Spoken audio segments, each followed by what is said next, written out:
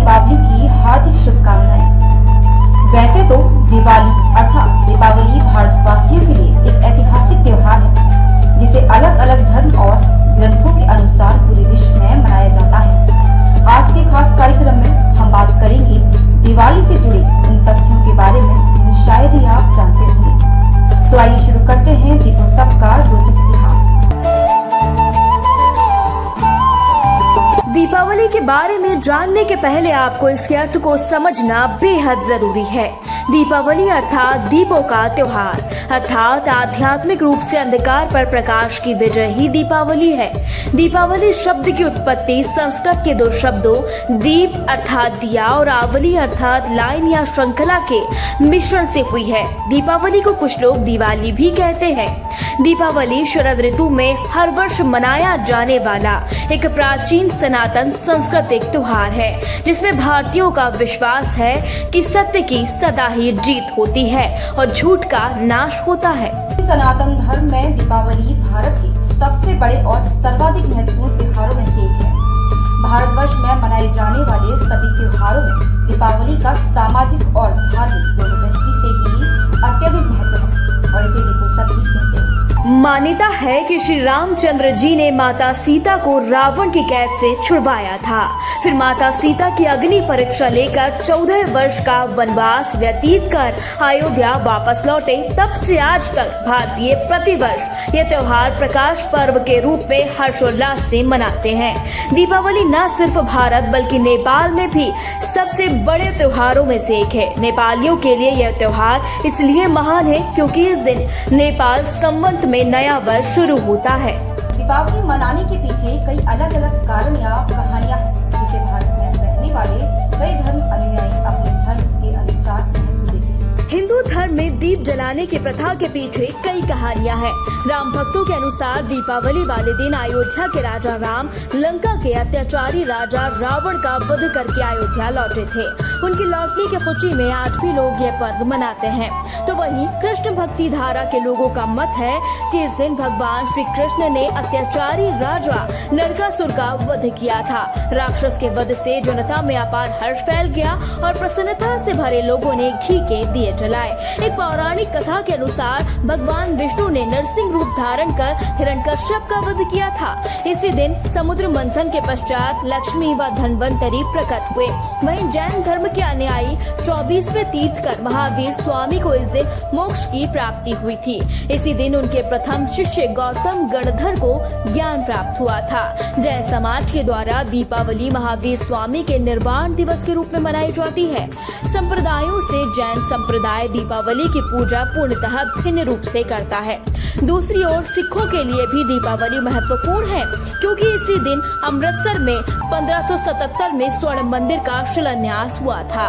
हिंदुओं के प्रमुख त्योहार दीपावली का उत्सव 5 दिनों तक चलता है। 5 दिन तक चलने वाले इस त्योहार पर लोगों में काफी उत्साह भी देखने को मिलता है और कई हफ्तों पहले इसकी तैयारियां भी शुरू हो जाती है। दीपावली कितने दिन और आखिर क्यों मनाई जाती है, आइए आपको बताते हैं। ऐसा कहा जाता है कि राक्षसों का वध करने के बाद भी जब महाकाली का क्रोध शांत न हुआ, तब महादेव उनके क्रोध को कम करने के लिए उनके चरणों में लेट गए। इसीलिए उनके शांत रूप लक्ष्मी की पूजा की शुरुआत हुई। साथ ही इसी दिन उनके रौद्र रूप महाकाली की पूजा का भी विधान है।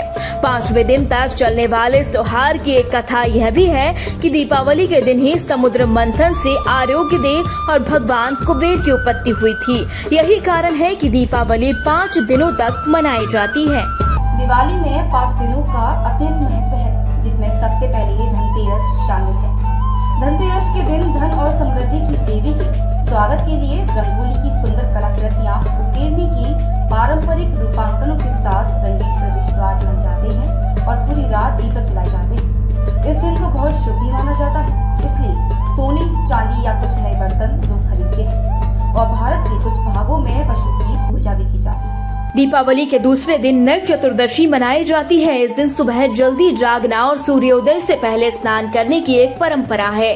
कहानी यह है कि दानव राजा नरकासुर प्राग ज्योतिषीपुर के शासक इंद्रदेव को हराने के बाद आदिति यानी देवताओं की मां के मनमोहक झुमके छीन लेते हैं और अपने अंतःपुर में देवताओं और संतों की 16,000 बेटियों को कैद कर लेते हैं। नरक चतुर्दशी के अगले दिन भगवान कृष्ण ने दानवों को मार डाला और कैद हुई कन्याओं को मुक्त कराकर आदिति के कीमती झुमके बरामद किए। महिलाओं ने अपने शरीर को सुगंधित तेल से मालिश किया और अपने शरीर से गंदगी को धोने के लिए एक अच्छा स्नान किया।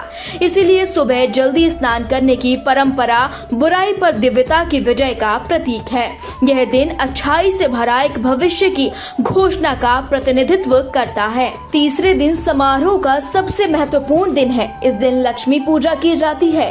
अंधियारी रात होने के बावजूद भी इस दिन को बहुत शुभ माना जाता है।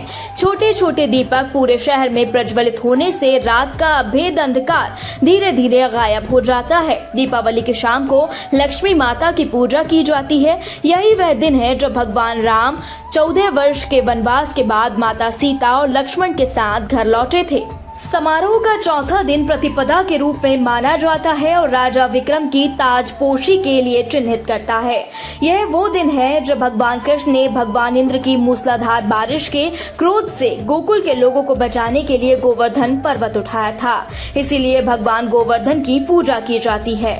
समारोह के चौथे दिन भाई दूज मनाई जाती है। भाई दूज भाइयों और बहनों के बीच असीम प्रेम को दर्शाता है। भाई अपनी बहनों को उनके प्यार की निशानी के रूप में एक उपहार देते हैं, जिससे भाई बहन का रिश्ता और अटूट हो जाता है।